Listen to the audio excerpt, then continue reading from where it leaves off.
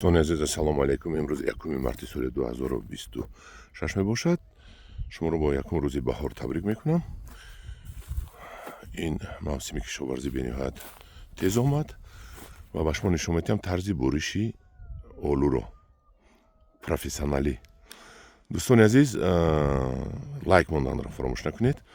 من یک شرفت آلو رو بریدم بیرحمانه برای شکل دادن با من بسیار رایساندن. یک توار میزدی نغز بود و جزیرش کردی. من آلو رو بینید چقدر جزیر کرده یعنی اینجا میبندد. این گلهایش میباشد. این آلو برای بستن نه امسال. این بینید چقدر بریده پرستان. این آلو برای در آینده بسیار آلو گیرید. اگر این رو بیرحمانه میبرید تا اینکه شکل نقص یاد و بوته بقوت شود. من بینید چقدر جزیر کردن ها؟ نه جزیر نکردن، نقص کردن. چون که از اینجا با پنجه میزند، از اینجا ها پنجه میزند.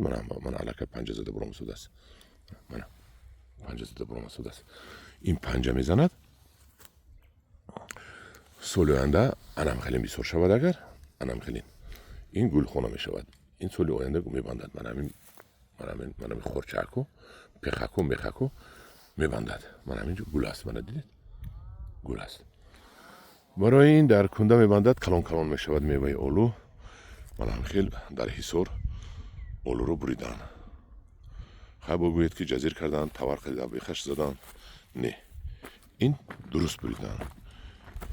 این رو اگر نمی بریدیم و میموندیم همین شاخهای دراز رو، همین شاخهای دراز میبست. همش گل خونه بود.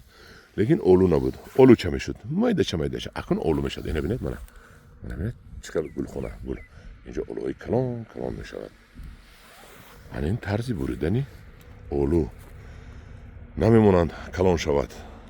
بریدن میگیرن. سال آینده همین رو با تقریبا همین دراز میشود. همین قدر میمونن و باز میبرن. هر سال یک وجب دراز میشه. ده خلاصی گپ. من هم دیاران عزیز این طرزی بریشی آلو در ناحیه در شهر حصار در پناه خدا باشید.